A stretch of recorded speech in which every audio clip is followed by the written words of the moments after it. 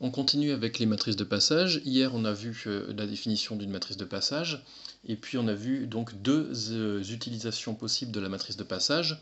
La première, c'est justement en appliquant cette formule qui est d'ailleurs la définition. Cette formule nous explique que les colonnes de la matrice de passage nous permettent de trouver les coordonnées des vecteurs de la nouvelle base dans l'ancienne base. Et puis la proposition 10 nous dit que, étant donné un vecteur x de grand E, la matrice de passage permet au contraire de trouver les coordonnées de petit x dans l'ancienne base, à condition de connaître les coordonnées de ce même vecteur petit x dans l'ancienne base. Donc, et puis j'avais expliqué que cette formule nous donnait une lecture de la matrice colonne par colonne, alors que cette formule nous donne une lecture de la matrice ligne par ligne. Donc on va continuer avec une nouvelle application des matrices de passage. C'est lorsqu'on va faire un changement de base. Donc de quoi s'agit-il?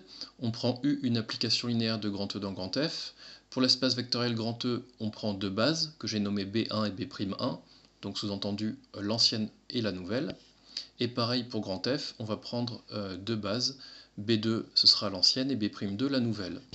On va noter grand M la matrice de U relativement aux anciennes bases, donc B1 et B2, et M' la matrice de U relativement aux nouvelles bases, c'est-à-dire B'1 et B'2. Et donc ces matrices grand M et grand M' sont reliées par cette formule-là. Donc à gauche, il y a la matrice de passage de B2 vers B'2, donc ça c'est une matrice de passage qui est plutôt pratique à utiliser, puisque c'est la matrice de passage de l'ancienne vers la nouvelle base, alors qu'ici, vous voyez, j'ai d'ailleurs mis une puissance moins 1, parce que donc, cette matrice-là, en fait, là, cette inverse, là, tout ça, ça serait la matrice de passage de B'1 vers B1, c'est la proposition qu'on a vue juste au-dessus. Et en fait, je préfère l'écrire comme ça, parce que ce que je préfère avoir, c'est la matrice de passage donc de B1 vers B'1, c'est-à-dire de l'ancienne base vers la nouvelle base. Sauf qu'en fait, il y a du coup une puissance moins 1 qui apparaît. Bon, pour démontrer cette formule, on va réutiliser une remarque importante qu'on a vue dans les vidéos précédentes et que je vous ai expliqué longuement, qui est qu'une matrice de passage peut se voir comme la matrice de l'application identité. La seule chose, c'est que ça permute l'ordre des bases. Du coup, ça veut dire que cette matrice de passage, je peux la voir comme la matrice de l'identité, mais l'identité de grand F, puisque B2 et B'2 sont deux bases de grand F. Et cette matrice-là, je peux aussi la voir comme la matrice de l'application identité, mais cette fois l'identité de grand E, puisque B1 et B'1 sont deux bases de grand E. Donc du coup, il ne me reste plus qu'à écrire U comme identité rond U rond id. Bien sûr, là je suis du côté de l'espace de départ, donc ça va être id de E. Après U, j'arrive dans l'espace d'arrivée, donc ça va être id de F ici. Donc si je calcule la matrice de U relativement aux bases de B1 et B2, ça revient à calculer la matrice relativement toujours aux mêmes bases, j'ai juste remplacé U par cette expression-là, j'ai juste utilisé donc cette égalité. Maintenant, je vais appliquer le fameux théorème qui nous dit que la matrice d'une composée est égale au produit de chacune des matrices. Il faut juste faire attention au comportement des différentes bases. Donc je vous ai expliqué, notamment dans le live de ce matin, qu'il fallait regarder l'ordre des bases. Donc ici, vous voyez bien, quand je regarde ces deux matrices-là, je pars bien de la base B1. D'où je pars ici? On est bien d'accord, quand on a une composée, on part de la droite, et donc on part de l'application identité de E, et on part bien de la base B1. Ensuite, on arrive avec la base B'1, et donc ça marche, puisque ici je repars de la base B'1. Ensuite, on arrive dans la base B'2, et la formule marche puisque je repars ici avec la base B'2, et à l'arrivée j'ai la base B2. Donc au final, on est bien parti avec la base B1, on est bien arrivé avec la base B2, donc c'est bien MB1 B2 de U. Et ça, c'est quoi? C'est la matrice de passage, donc j'ai expliqué, je viens de vous rappeler que ça, je peux le voir comme la matrice de passage, mais à condition d'inverser les bases. Et ça aussi, je peux le voir comme la matrice de passage, à condition d'inverser l'ordre des bases. Du coup, vous voyez bien que à gauche, c'est bien la matrice de passage de la nouvelle vers l'ancienne. C'est la matrice qu'on obtient en général facilement, alors que là j'ai la matrice de passage de l'ancienne vers la nouvelle. Cette matrice n'est en général pas facile à obtenir, en général, elle s'obtient en inversant la matrice de passage de l'ancienne vers la nouvelle base. Donc la formule que je préfère retenir, c'est celle-ci. Cas particulier des endomorphismes.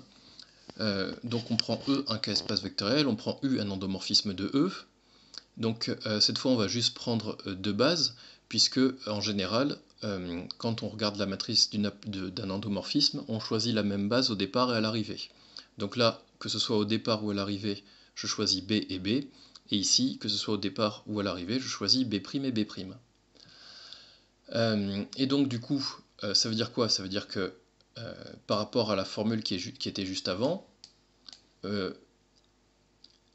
ici, ça veut dire que mes deux anciennes bases, ici qui s'appelaient B1 et B2, là, ça va être B et B. Et mes deux nouvelles bases qui étaient B'1 et B'2, ça va être ce que j'ai appelé B' et du coup B' et B'. Donc, grand M qui est la matrice, si vous préférez, grand M est égal à la matrice de B, B de U. Et M' c'est la matrice de B', B' de U. Donc dans cette formule-là, je vais bien avoir ici B et B', et là je vais avoir B et B'. Donc ça donne exactement cette formule-là. Je répète, c'est une application directe de la formule précédente, avec B1 égale B2 égale B, et B'1 égale B'2 égale B'. Donc évidemment, ici vous voyez quoi? Vous voyez que cette matrice-là et cette matrice-là, c'est pas la même matrice, justement, ces deux matrices sont inverses l'une de l'autre. Et évidemment, le produit matriciel n'est pas commutatif. Évidemment, cette formule n'aurait aucun sens, enfin n'aurait pas beaucoup de sens si le produit matriciel était commutatif, puisque du coup, on pourrait par exemple commuter M' et cette matrice de passage, on se retrouverait avec le produit d'une matrice de passage fois son inverse qui donnerait l'identité, ce qui nous donnerait donc M égale M'. Donc faites bien attention, ce n'est évidemment pas le cas, en général. Un des objectifs du programme de deuxième année, c'est la réduction des matrices et des endomorphismes. Ça veut dire quoi? Ça veut dire que quand on aura une matrice carrée n, on essayera, si c'est possible, de déterminer une matrice diagonale, parce qu'une matrice diagonale c'est très simple, telle que M s'écrive sous cette forme-là, c'est-à-dire sous la forme P fois D fois P-1. Donc le but évidemment, ce sera de faire un changement de base pour pouvoir appliquer cette formule. Le but étant de simplifier le problème, puisque à partir d'une matrice M carré quelconque, on essaiera de se ramener à une matrice D diagonale, et c'est beaucoup plus facile pour faire des calculs, notamment par exemple pour faire des élévations à la puissance. Et évidemment, donc en deuxième année, vous apprendrez d'une part à déterminer la matrice P et la matrice D quand c'est possible, parce que malheureusement c'est pas toujours possible, et donc vous apprendrez aussi à savoir si la matrice M peut s'écrire sous cette forme, et donc dans ce cas-là on dira que la matrice grand M est diagonalisable. Donc vous saurez l'année prochaine dire si oui ou non une matrice grand M est diagonalisable, et quand elle l'est, savoir la décomposer sous la forme P fois D fois P-1. Le cas des formes linéaires, donc j'ai pris U appartenant à E étoile, ça veut juste dire que U est une forme linéaire. Donc une forme linéaire, ça va de E dans K. Et en fait, le changement de base, il va se faire que sur E. Parce que sur K, en fait, on s'amuse jamais à changer de base. Le scalaire 1 est une base de K, et on va, quand on va faire un changement de base, donc on va écrire, je vais prendre L, la matrice, donc l'espace de départ c'est E, j'ai pris une base B, l'espace d'arrivée c'est K, j'ai pris 1 pour base de K. Et pareil, L', donc j'ai pris B' comme base de E au départ, et j'ai pris 1 pour base de K. Donc en fait, je peux appliquer encore une fois cette formule-là, sauf que vous avez compris qu'à l'arrivée, les deux bases que j'ai pris, B2 et B'2, c'était les mêmes, puisque c'était juste le vecteur 1. Donc la seule chose qui se passe ici, c'est qu'il reste cette matrice de passage ici.